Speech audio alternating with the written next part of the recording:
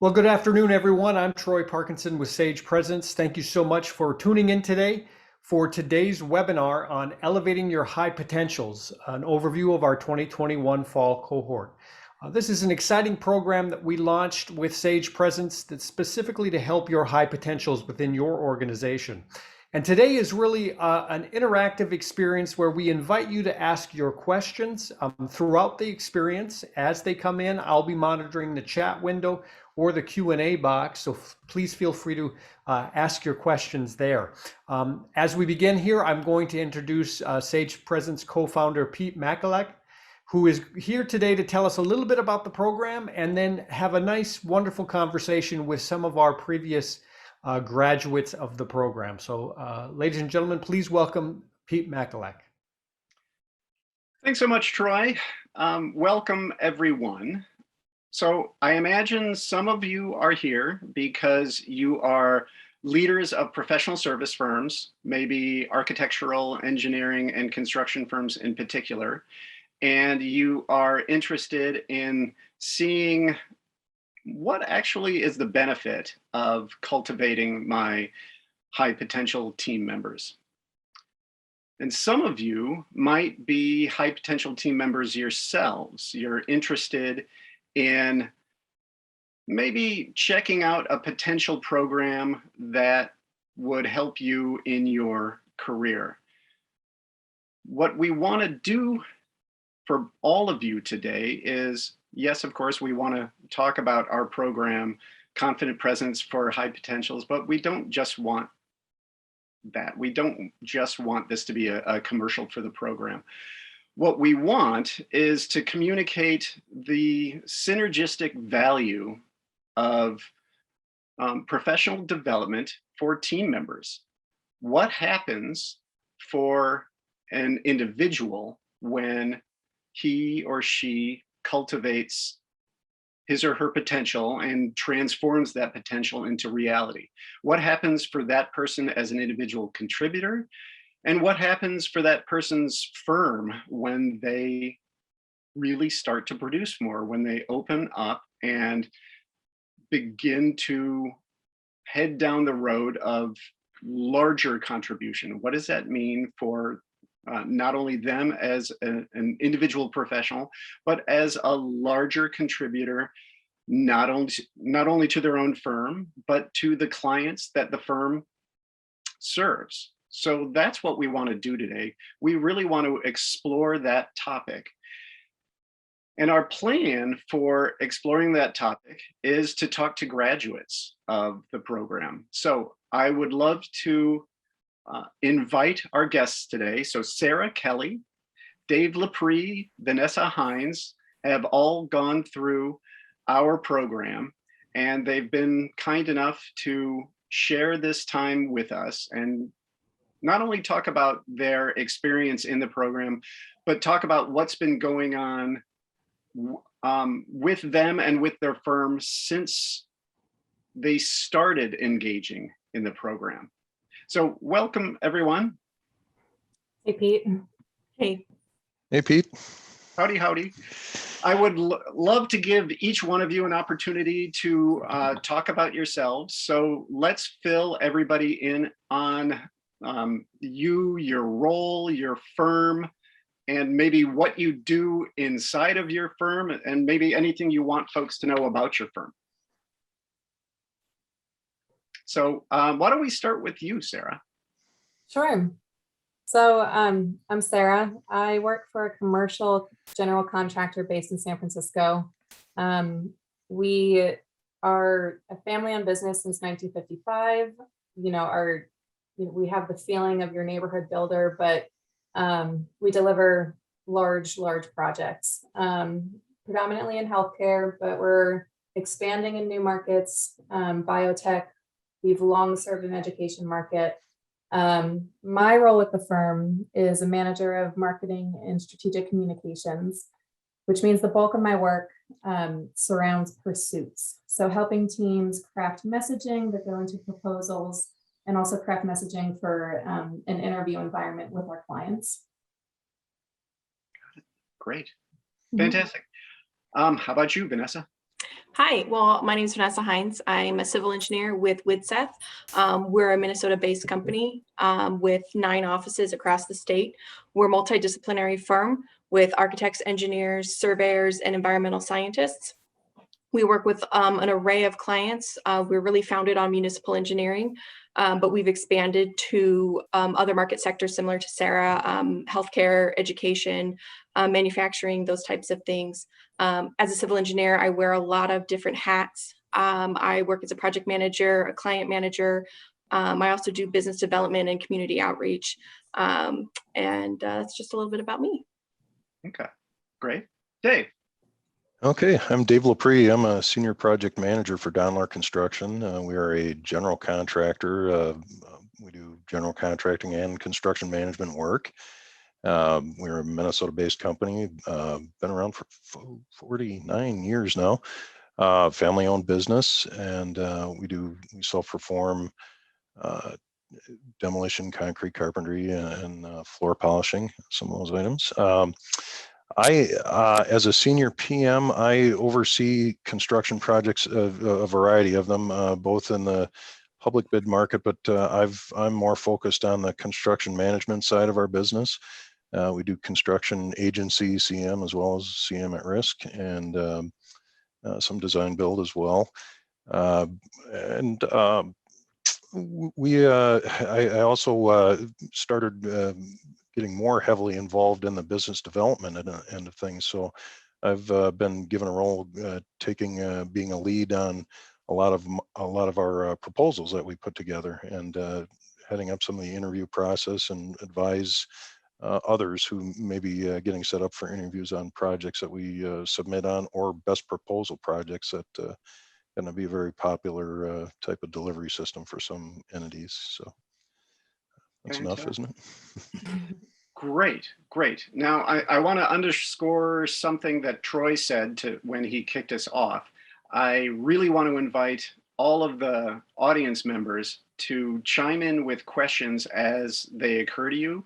This can be questions, obviously not just for me, but for the participants. And periodically, I'll be checking in with Troy to fill me in on questions that have come in. So I don't think we're going to just be saving them for the end. So really, everyone out there, please do write your question down as they occur to you, and we will get to as many of them as we can over Well, the course Pete, of this. with that, I'll kick off the first question that comes in. Hmm. Is this program geared toward a certain number of years experience? If I have a high potential with 1 year experience, does that work compared to someone who has 5 years experience?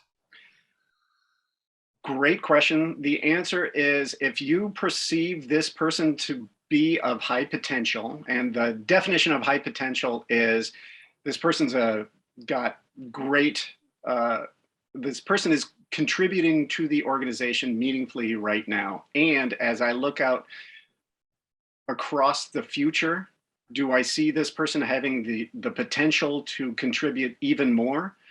Then it doesn't matter how much experience they have behind them. It's what you perceive they have in the horizon ahead of them. If there's more that you want to cultivate for your firm and for them, then they are a perfect fit. They have that potential, and they're a perfect person for this program. So thanks, Troy. Thanks for throwing that out. Okay, so perfect example, everyone. As questions pop into your head, please put them into the chat and we will get to them. So here's where I'd love to start with everyone. I really appreciate everybody filling us in on just who you are, where you are, what your firm is, the role that you play inside of that organization. I would love to get all of you to talk about what was your situation back when the conversation about doing this program began for you. I'm sure it wasn't just a conversation going on in your head. I'm sure you were talking to someone else in your organization and maybe additional people. I'd love to hear, what was that conversation that ultimately precipitated in you taking this program? So who'd like to start there? I'll start. So a little bit of the conversation that was going around when I started this is I'm at a really, I've been in the industry for about 10 years, just for some context, and I'm at a point where my role is transitioning. I've got some experience under my belt, and I'm really at a point where I'm training new engineers, and I'm doing a lot more of that client acquisition and business development and building the company, working on the company versus in the company. And so this course that Sage Presence put together was an opportunity for me to hone those skills and really talk about defining how I can be a part of building with Seth. Great. So you were kind of newly placed in this position, and you felt like there, like you had kind of the raw skills. You wanted to cultivate those skills to help you fulfill on that role more meaningfully, more broadly. Absolutely. I think that you set up a number of conversations and topics for us to go over that really built on each conversation that helped us to fully form our own identity as we build our leadership styles. Mm-hmm. Awesome. Very cool. All right. Sarah, Dave? Sure. I think a number of things were happening internally at Herrero at the point in time that we found this program. For years, I think we had considered bringing in a consultant to train our employees to have better interview skills. At the very time in which I signed up for this program, we had participated in, I think it was 4 very contentious interviews, which from client insight, we were told that the interview was sort of the moment in which the decision was decided. And we came away with a couple losses that hurt. And I think that we started to think critically about what can we do to set our interview teams up for more success. And this program was actually a perfect solution. Simultaneously, I had sort of been going, like Vanessa said, through a career transition of taking on more responsibility, wanting to position myself as a leader in the marketing department, and also knowing that I would be leading these interview coaching sessions. I would be leading the strategic messaging development for these pursuits.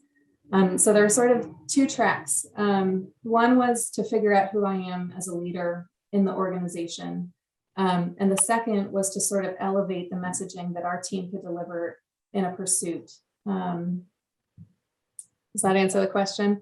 I mean, we loved it so much that we're considering expanding it, if that means anything. Well, that's a great happy ending to this story. And yes, that answers the question quite nicely. All right, very cool. How about you, Dave? Fill us in. Well, of all things, I first heard about the course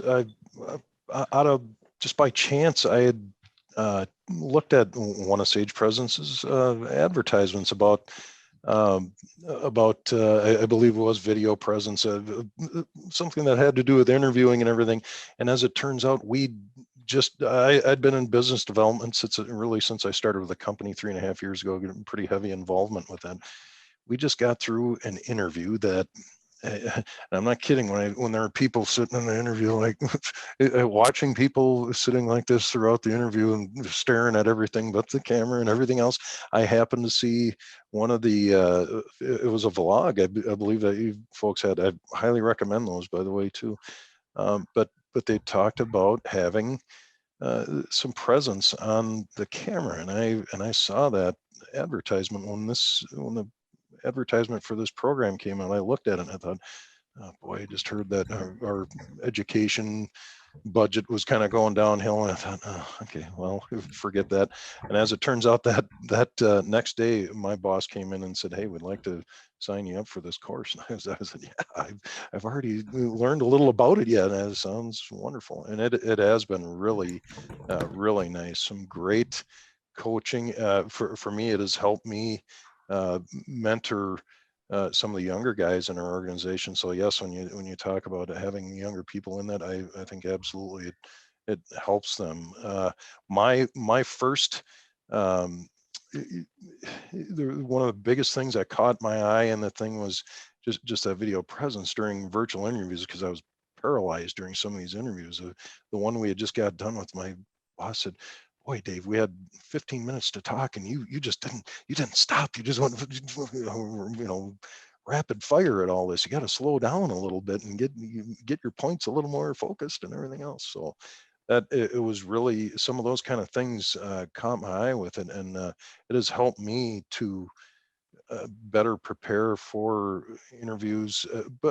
And it's also carried over into in-person conversations and proposals and things like that too. So I think it's some of the things I've learned are just one of the things is uh, learning about just dealing with different personality types, and that was really handy. And I've used that, helped some of the other people in our office with some of those kind of issues they've had with, because definitely ways to deal with people and how you approach an interview with those different personality types too. So it's been super helpful for our company, and I've helped coach others in that process. So Great.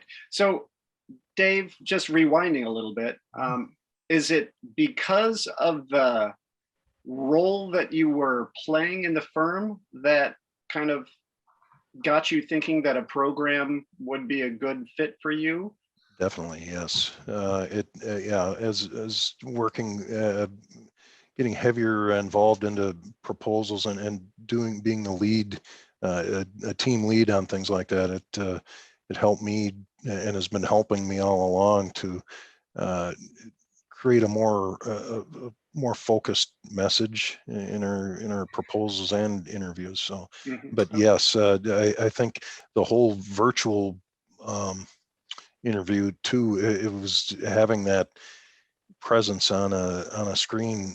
We had a couple, I hate to say, had a couple of disastrous interviews that we had good information, just bad bad technique, bad tech trouble, everything that can kind of Challenging go wrong on an interview. execution. Yeah. Yes, and it really said, "Wow, I need that today."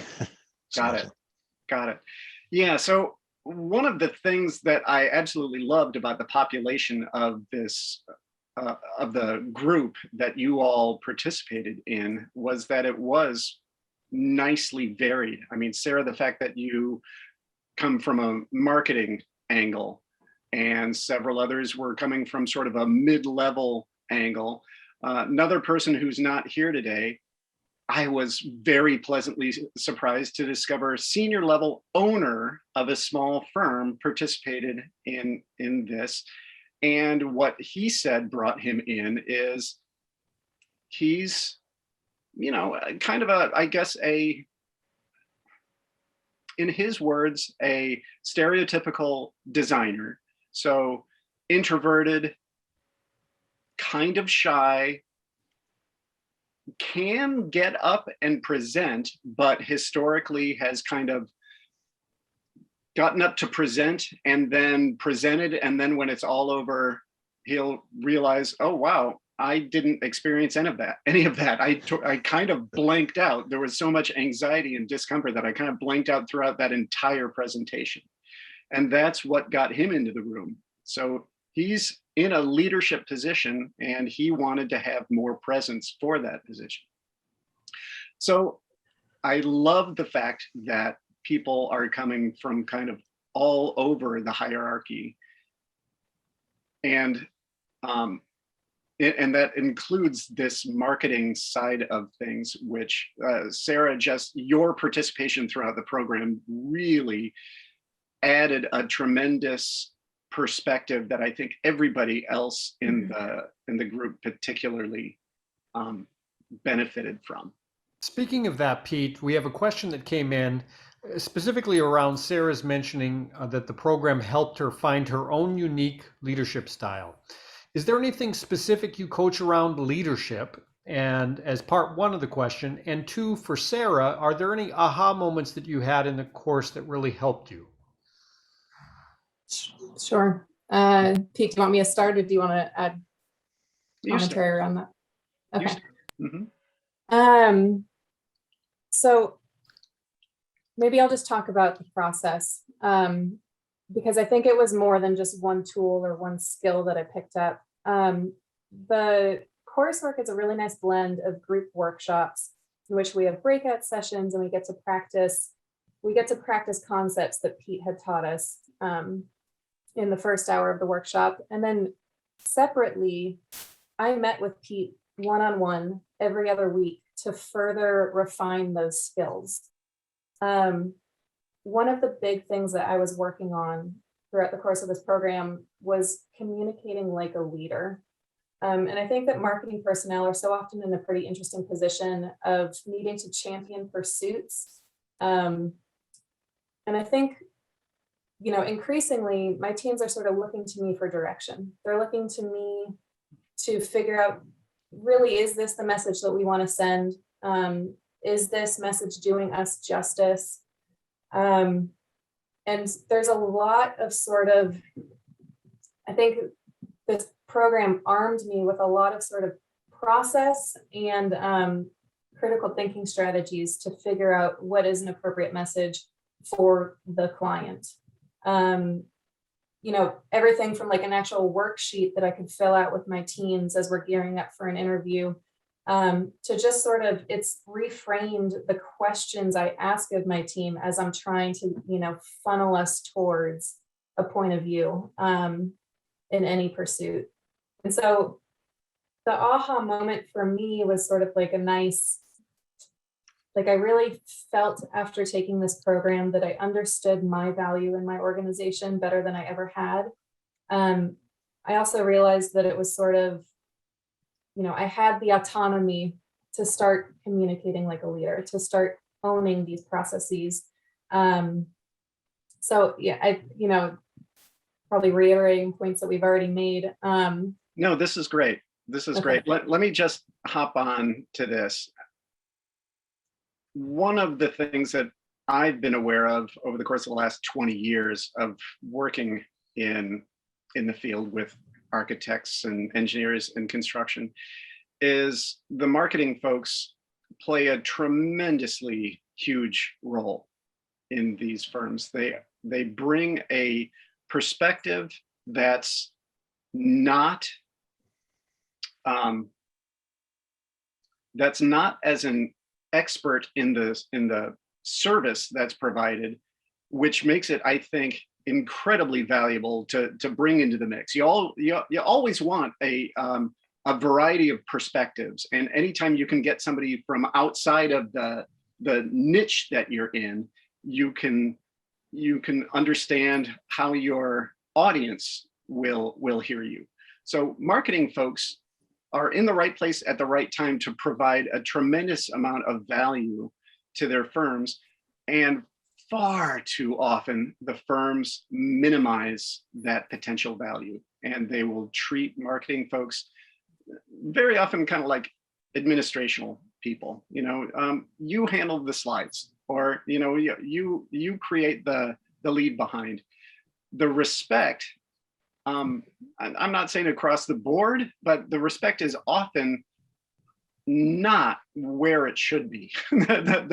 The leadership of the firms really should be investing more in these folks, because they bring an expertise and a perspective that can really accentuate and strengthen the message that needs to get communicated well in a crucible moment of an interview. Anyway, So yeah, over the course of the program, as I found myself working with Sarah, I made every opportunity I could to kind of remind her of this, that she is already in this position to provide highly valuable input, and that she if she doesn't get it from others, she should get the respect from herself, you know, in order to elevate how she's presenting this stuff. And I'm sure it wasn't like night and day, but it was great hearing her stories over the course of this 7-week program, hearing how the stuff that she was presenting to her bosses was landing more and more powerfully over the course of the program. So well done, Sarah. Thanks, Pete. Okay, let's see.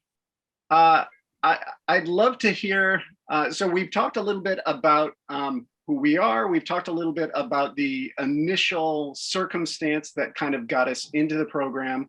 Some folks have thrown in a couple of things that they got in the program. Are there other things on anyone's mind right now? Just are there specific lessons from the workshop that kind of rise in your mind as like the most valuable, the most important, or a valuable and important moment that you got from the program?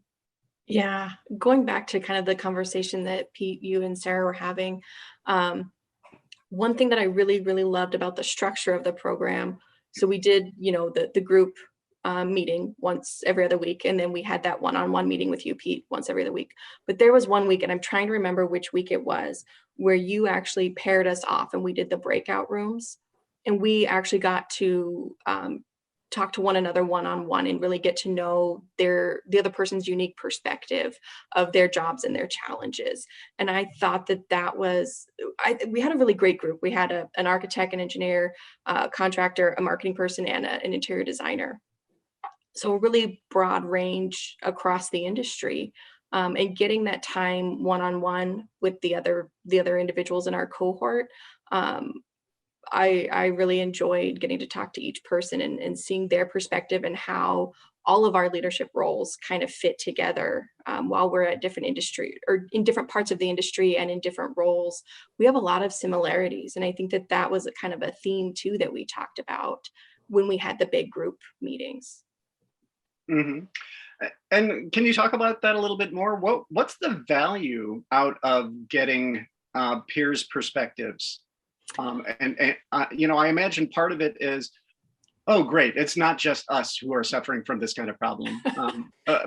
So I imagine it's not just, I imagine that's something, right? Because misery loves company, but I imagine there's more. Yeah, I think it goes into the team building. So often, like I mentioned at the beginning, we're a multidisciplinary firm, and we can really do a project from start to finish, but we oftentimes fold other team members into the project team. We'll bring in a GC to help, do value engineering, or, we work with other consultants and other designers, and having a really good perspective of them and their strengths can help us to really build the right team for the right project. It all loops back to how do we communicate. I think Sarah really hit on that. And I took a couple of notes while thinking about this webinar here, and communication was really the key item at the end of the day.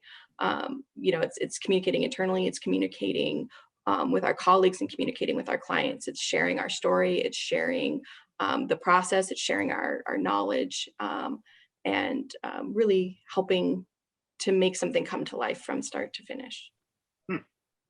Fabulous. Great. How about you, Dave? Do you have something to talk about? I did like the breakout sessions. Those were really nice. Other than when Sarah fell asleep on me when I was talking to her. So other than that, they're all good. No, I'm kidding. No, I think that was a great point though, in that talking to each other, we had that. It had a little sharing experiences and even bouncing ideas off each other in that time. It was a great thing. One of the sessions that I really that really hit home with me, especially I know Pete working on the one-on-one with you, it worked really well with this. Is honing thoughts down to. I obviously talk a little too much, but trying to hone your thoughts into more focused ideas, distilling your thought process down into some, I'll say more bullet point type ideas for both presentation and just when you're talking to somebody in general. But one of the great sessions that I had too was actually learning about different personality types and how best to relate to those, because I happen to have an interview where we had a particular interview where I mean this guy was a driver 100% all the way, and I mean and it was really good to kind of know how to steer your answers and your discussion when approaching some of those folks. So there's some really really handy tools that you can use and things you can think about, and also just the preparation for interviews, all the process.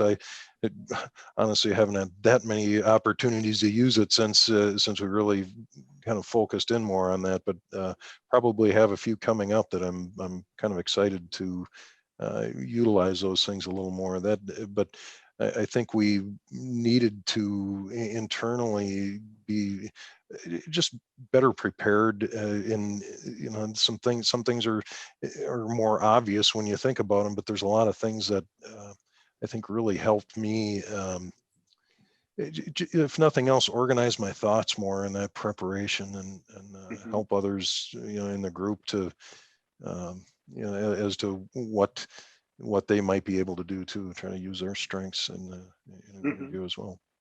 Great. Okay, so actually that beautifully takes me into wanting to kind of step through the 7 topics that gets covered over the course of the program. So Dave, I think what you were referring to just now, at least partially, was the first module, which we called Telling Your Story, which is learning story structure. And in learning that story structure, you're able to organize your thoughts into a simple sequence of points that if you get through them, it makes your point. It gets you to recognize what your simple point is, and you're able to get it out clearly and concisely. Does that, Sarah, Vanessa, do either of you have any examples of using that? Dave just came out with one. We don't need to do one for all 7, but I'm just curious if this topic inspires anything in either of you. Yeah. The most recent example, I just used this sort of framework as recently as this past week. We were in a pursuit, design build pursuit. So we were the GC and we had an architectural partner, and we held a sort of brainstorming session with the key decision makers of our team. And in that session, using Pete's framework of building a compelling story, I took the team through a series of questions to sort of hone in on, what's the problem that the client is currently facing? What is their ideal future state that they want to get to after this project? And what's the action that we can deliver to them to get them from point A to B? And from that, we sort of distilled a clear recommendation that we had for the client and a point of view that we had as a team. I love the framework of the story structure. To me, it actually makes the responsibility of writing a lot simpler. I think it also creates a format that your team can really easily understand. And going through that process together, there sort of you build this team alliance, you build, everyone is seeing this project and this pursuit from the same point of view. So the team can understand themselves, and they can under the unique value proposition that they'd be offering to the client. Fantastic. Awesome. Okay, so just just in the interest of time, I'm going to move to the second topic of the program, which is all about confident presence. So the name of the program is Confident Presence for High Potentials. And in this second module, we focused on exactly that. And because the nature of this program is virtual, we focused a lot on virtual presence, on screen presence. So a lot of folks over the course of the last year and a half have had questions about, how do I be natural as we're talking into cameras, which is not exactly my natural circumstance, or at least up until this last year, it hasn't been my natural circumstance.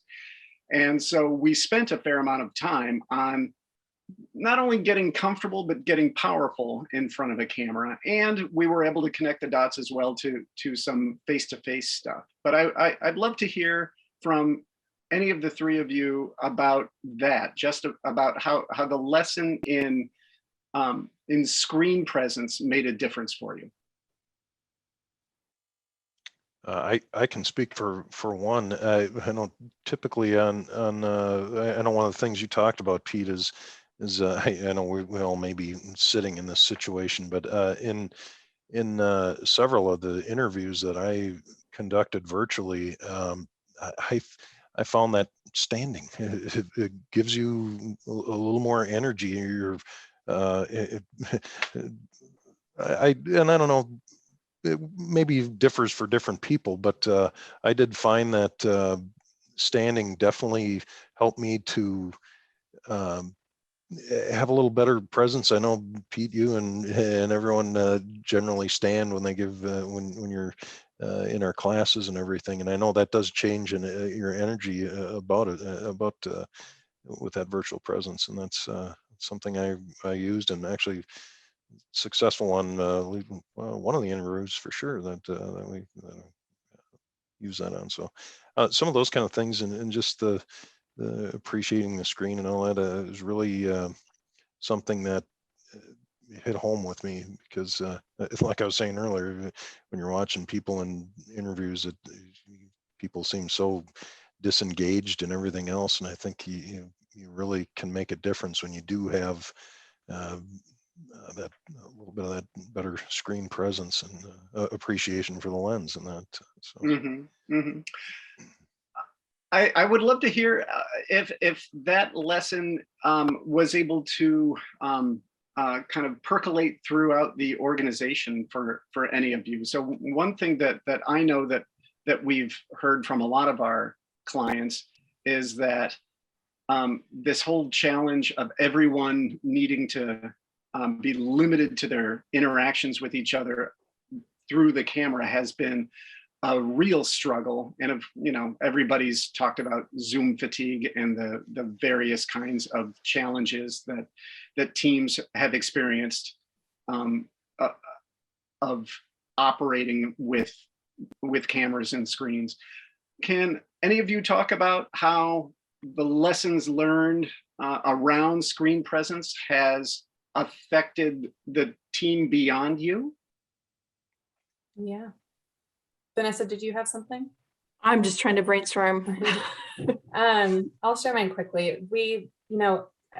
Sage Presence is fantastic in that I know you offer a bunch of different kinds of modules, and building up to a really contentious interview, we brought you all in to do just that lesson, which was the confidence for screen presence. And I've got to say, it was transformative for some of our team members. Most particularly, we were concerned that, these individuals hadn't really been in an interview setting since the world went virtual. And so we were nervous. Our project manager, for one, was a little bit, timid while on screen. And after I think it was at least an hour seminar that we gave to the interview team, and maybe a one-on-one with the project manager in particular, a complete transformation, so much so that the project manager got high marks from the client for having delivered really well on that interview setting. Oh, cool. Fantastic.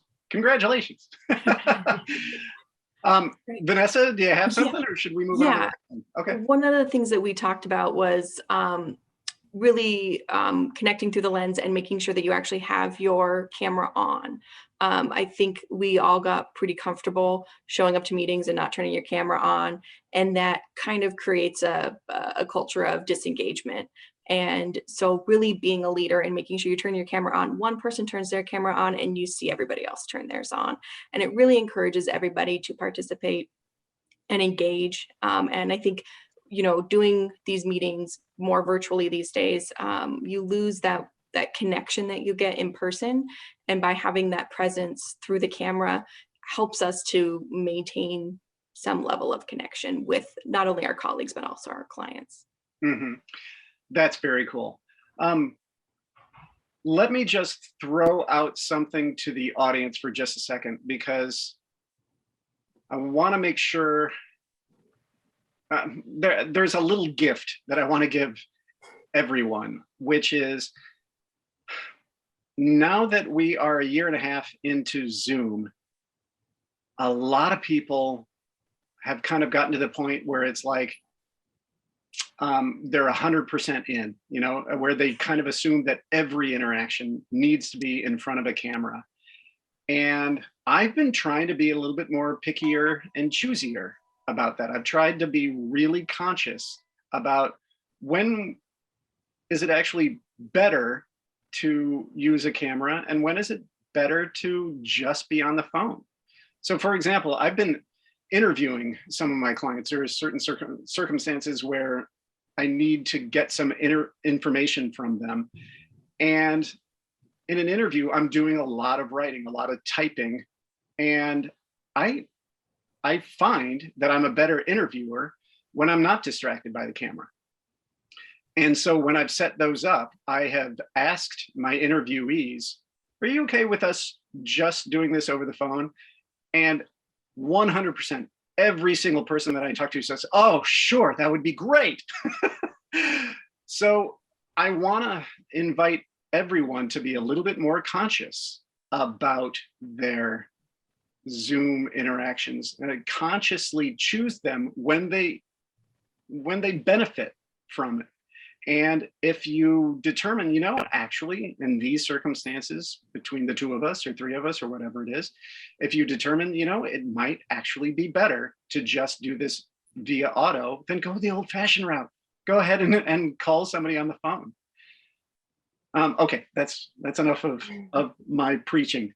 Let's move on to the next one. So the next module was networking and business development. So that was using the same story structure of that we learned in the first module and applying it to leading conversations, both with new people to build relationships and with existing relationships to move those relationships further. Now, I know not all of you have a really active BD role inside of the organization. And I know that networking opportunities over the course of the last year and a half, and since the conclusion of the program, have been maybe few and far between. But I'm wondering if anybody has any stories where they applied these lessons. Definitely. I did have one architectural firm that we've been working to build a relationship with, and I did use a story structure of a happy ending, type scenario with them, and I think it really did help. We haven't joined up on any work just yet, but doing a lot more communicating and actually recommended each other for different projects. So that was really nice to see somebody who has our firm, top of mind and everything. So that, I think really it's started to build at least one significant relationship from my point, from where I'm sitting here. Fantastic. And yeah, I think we all need to acknowledge that this process is it's not a fast one, right? It's pretty rare that you meet somebody at an event and then a week later they're your client. it's kind of rolling a series of boulders up a hill, right? And just experiencing progress in a conversation is kind of the definition of success. So that sounds perfect to me. Sarah, Vanessa? I thought the role playing with you in our one-on-ones in this segment of the course was fun and challenging. Business development conversations haven't always been my favorite, but I think that you sort of demystified them. And then in the role playing, you sort of took on these different personalities for us to challenge ourselves. How would we communicate to this personality type? It also helps sort of focus how we can very quickly describe our company and also figure out what value we can offer that new person, that new relationship. Mm-hmm.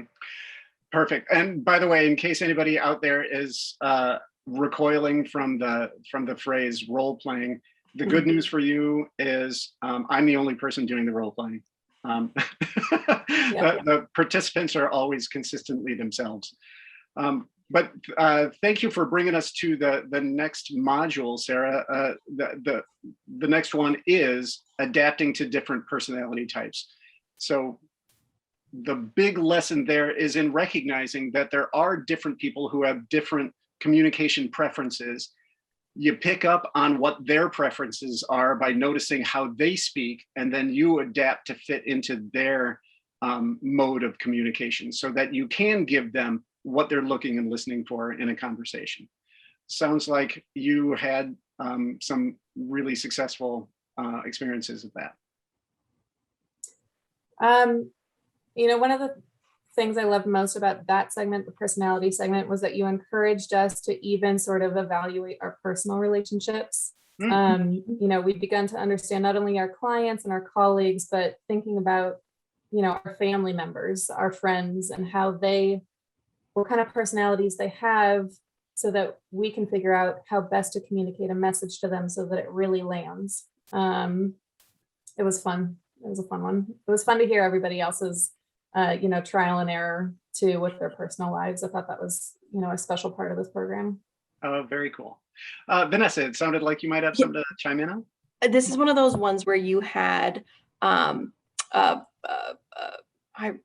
an illustration for us. You had a handout basically where you challenged us to put it up in our workspace and to keep it top of mind. And in fact, I still have mine up. I keep mine next to the door in my office and I look at it frequently. And I really love that you encouraged us to, think about the people in our lives, in our personal lives, but also, in our daily work lives. And it was really a conversation starter too. When somebody would walk into my office, they would ask me about it. And I got to share with them the things that we were talking about and kind of give some insight into what I was learning and open the door for that conversation. I thought that was really valuable and really fun. Very cool. Very cool. Modules 5 and 6, I'm going to lump together because they both are explicitly about interviews. So 5 is about defining your point of view in a strategy conversation about an interview. And the second one is about exploring and finding the right approach in an interview. And in the process there, it's recognizing that different interviews are different, and a different approach really does need to be very consciously selected for a given interview. And of course, there are limitations to virtual interviews that aren't present in face-to-face interviews. But we were able to explore both of those, both the face-to-face and the virtual interviews in both of those sessions. Let's see, Sarah, I know you already talked about connecting the dots between the program and some of the interviews that you participated in. So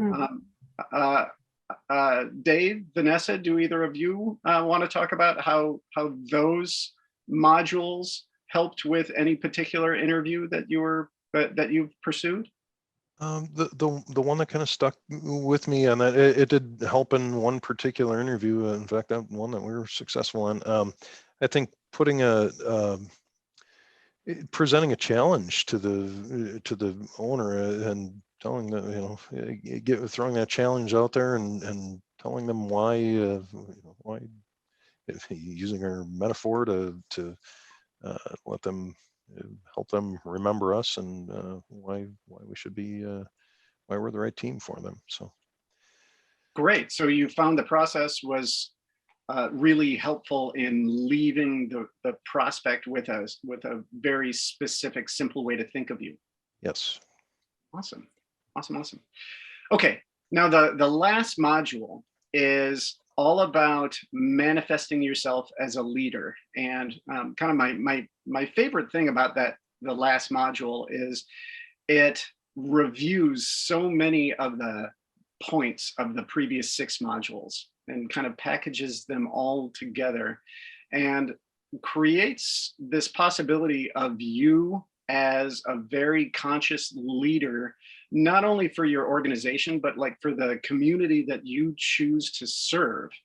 So I would love to hear how that's been manifesting for the 3 of you. I suppose in a vacuum, this might sound kind of grandiose, maybe to the audience, but the actual boots on the ground activity here for everybody in the program was to very consciously decide, who do I care about? What community would I actually like to help as a professional? And some program members decided on something related to their personal lives. Most decided on communities related to their work lives. And several were all about their team, the team that they work most closely with inside of their firms. So I'd love to hear it from the 3 of you. How has this one in particular manifested since we did this in the program, and maybe how is it looking? Just look as you look into the future. I'll try one there. I know one of the things I talked about is we had a small, almost I'll say a small group going for, it was really a round table discussion. Some of the younger PMs and I would sit down and it wasn't just me talking about things I've learned or whatever. It was kind of a two-way conversation with a lot of things that helped me with a lot with technology, and I'd help them solve some of their problems. But in the meantime, we have it isn't entirely formalized yet, but we do have a much more regular education and training program that we're installing here, and that's been really helpful. And we're still trying to do some of those roundtables too, but really kind of push the whole education and open discussion about issues we have on projects. So great. So bottom line, what's the possibility for this for the people who populate this roundtable? What's the possibility that you see? It's just giving our whole group tools to deal with some of the things they are going to face on projects. I think when we're all a little more have more say the tools in the toolbox, it helps us all as a company and avoid some of the pitfalls, which are many in this industry. So fantastic. So everyone feeling kind of more prepared to respond to whatever that comes up. Right. That's awesome. How about you, Vanessa? Yeah, I've got kind of a unique situation in that what I really looked at when we were talking about this exercise was, how do we create more work-life balance and efficiency into our processes? And I'm at a unique position within the company in that we're completely redoing our strategic plan right now. And I got to really think about a lot of this before we went into that exercise. And I was able to pull some of the knowledge and the brainstorming that we had done as a group to that conversation and bring it to a larger scale. And from that, we've developed breakout groups within our company and within our office specifically of how can we improve efficiency, and how can we look at the processes that we have right now, so that we can better serve everybody around us. And I've been able to lead that effort here locally in our Rochester office. But I'm also part of a bigger group that we're talking about it throughout the whole company. And so I found that to be hugely beneficial in that I got to be a part of that because I got to have the confidence to stand up and say, I want to be a part of this. I want to talk about this and help improve what we're doing. Wow, that is awesome. So it's a possibility of team-wide efficiency. And you're playing a critical role in building, not only sustaining, but building that momentum. Yeah, and recognizing that it's not something that we can do ourselves, and then also, getting the engagement from everybody around us. I've got a couple of people in our office here who are so excited to help out, and we've been able to delegate some of those tasks to them. Again, that builds in the efficiency, it builds in buy-in. It really helps us all do better. Fantastic. Awesome. We have one final question that came in, Pete, and this is maybe a great way to tie it up unless there's anything else you have. But for the panelists, what's the single most important skill / lesson you gained / learned in this process? And in short, why would you recommend this course to others?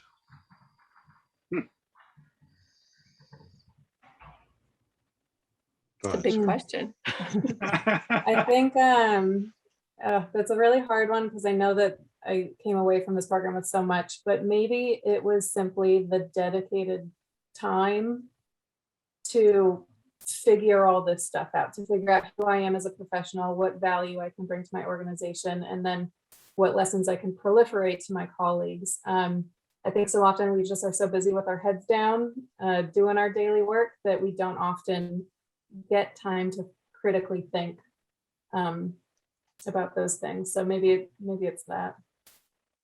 An investment. An investment of time. Oh, that's time and focus. That's fantastic. Great. Vanessa? Yeah, I think I was given the space to really assess my own goals and my own objectives in my personal career, in my personal life, against where I'm at in the company, and how does that align with the direction that the company is going in, and then really kind of find my place, and then even take it further so that I can help others find their places as well. I think that Pete really set up a good framework for us to extrapolate this above and beyond. We can be, the local flag wavers of Sage Presence. So I think that's the real value that I got out of it. Awesome. And Dave? And I'd kind of tag along with that. The great thought. For me, it was just being able to better use that time, and I think focus thoughts more in your message to clients, and even both virtual and in person. And like Vanessa and Sarah both touched on, I think it even extends into your personal life. And I think it did help me maybe better define my role within the company and where I'd like to go internally. Fantastic. All right. Well, thanks to all participants. And thank you, Dave. Thank you, Sarah. Thank you, Vanessa. Troy, why don't you take us out? Excellent. Well, as you see there, Confident Presence for High Potentials begins September 14th. Drop Dead registration is September 7th. You can find additional information on our website at sagepresence.com/high potentials program. And for any further questions, feel free to email us at info@sagepresence.com. But thank you everyone for tuning in and for taking the time today to learn more about how to enhance your high potentials within your firm. Have a great afternoon.